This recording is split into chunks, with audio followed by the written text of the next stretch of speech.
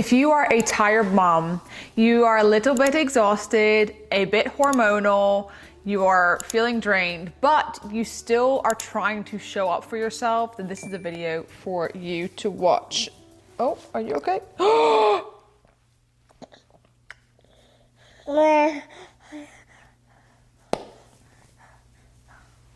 Nice. We'll be right back.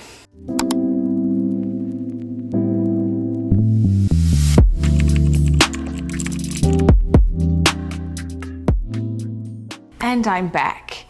I just put him down to sleep because I tried to shoot this a couple of other times and we had 2 more outfit changes, a blowout, and he's just found his voice recently. So it was hard for me to shoot because he was constantly like, ah, blah, blah, blah, blah, blah. If this isn't the description of how mom life is, I don't know what is. Anyway, welcome back to my channel. This is gonna be the new series called A Better Me for You, where basically I'm tying together the motherhood with self-development, because you know I love all about becoming the best version that you can be.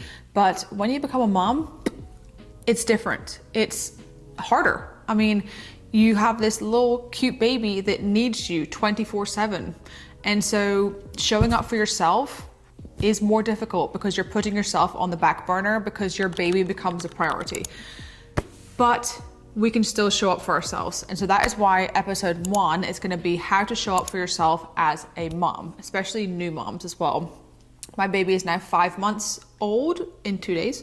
And so I'm getting the hang of it. I hope you enjoy this new series. If you do, let me know in the comments if there's anything you want me to talk about, anything you want me to shoot. And it's gonna be good. Now, the first thing I want you to do is to define who you are as a mom. When you are fresh postpartum, you have a little bit of an identity crisis because things are completely different than before. And so you need to define who you are as a mom, because there's no going back. There's no bouncing back to how you were before. There's no going back to your pre-pregnancy body. You are a mother now, and it is a blessing. But who is the mom version of you? How do they show up? How does she go throughout her day? What does she look like? How does she dress? How does she speak? You know, what are the habits that she has? You need to define you as a mother. I thought about this a lot when I was pregnant because I knew that, you know, when it comes to how I look, my body, and you know, everything was obviously changing. I didn't want to get into the mindset of I have to go back. I knew that I have to create and redefine who I am as a mom. So some of the things I knew that I wanted to do was I wanted to focus on being present. As someone who works on their phone a lot, I knew that I was going to have to slow down and be where my feet were and put the phone down and be okay with not getting, you know, 20 things done on a checklist every day. The other thing that I wanted to be as a mom is I want to put myself together. Some days it may be do my hair a little bit with some skincare and a little lounge set. But some days I wanna have my hair done, put on a little bit of makeup, put on a nice outfit. Having different versions of how I show up for the day, but putting myself together and making sure I am making myself a priority as well. So who are you as a mom? What is that version of you? And define it. It's important to define this identity of you first before we dive into the habits of showing up for ourselves. Number 2 is to set your non-negotiables and your minimum baseline. So your non-negotiables are basically your habits. These are things that you do every single day for you to show up as the best version of you. And this is where you can start to begin to shape what that is based on the first point of that version of you.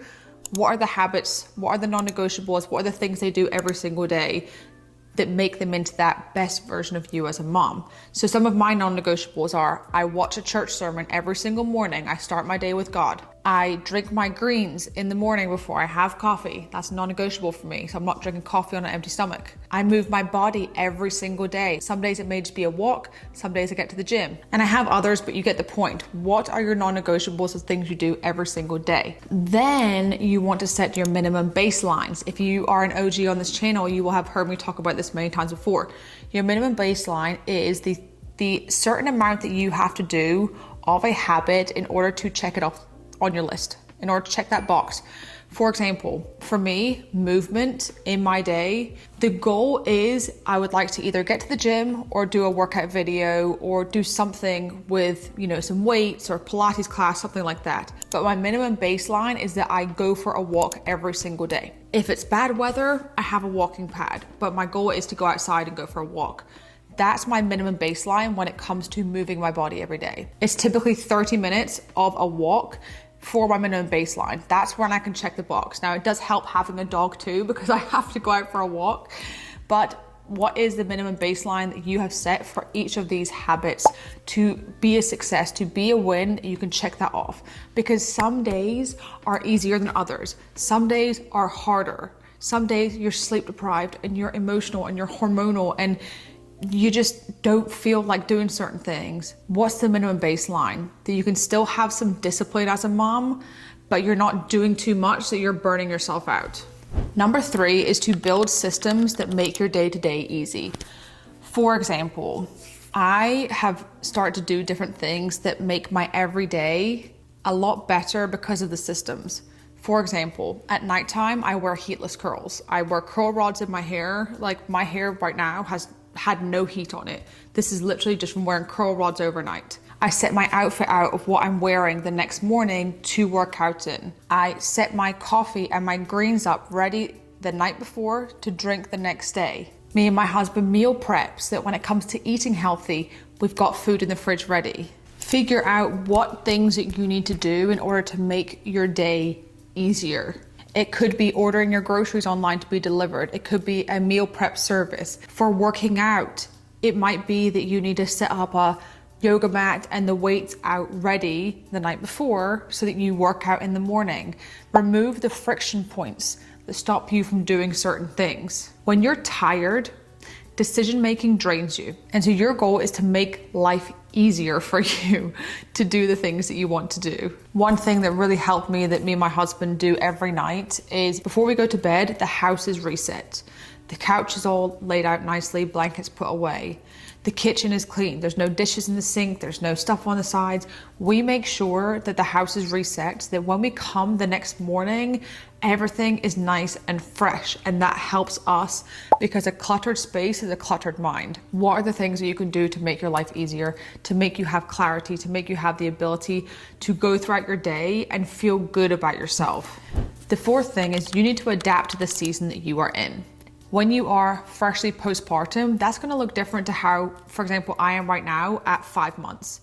It's gonna look different to how you are when your baby's 1 year old. The nights change, the energy changes, your hormones change.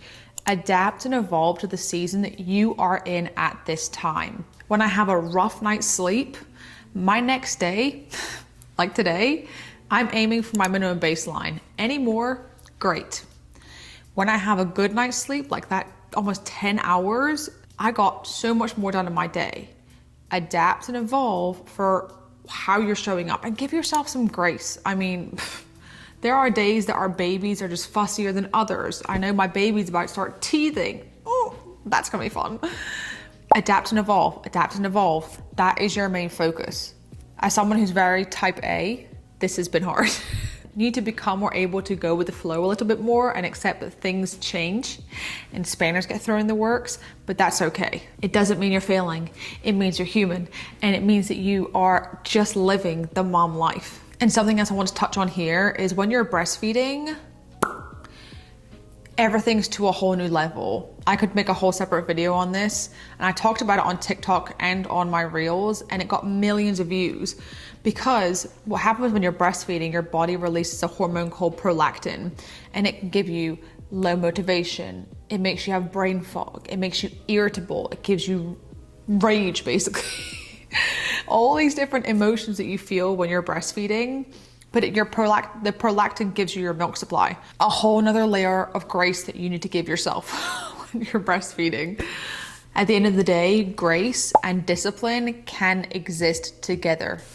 And number 5 is show up with presence and not pressure. Being present with your baby is more important than being productive and getting 20 things done in the day.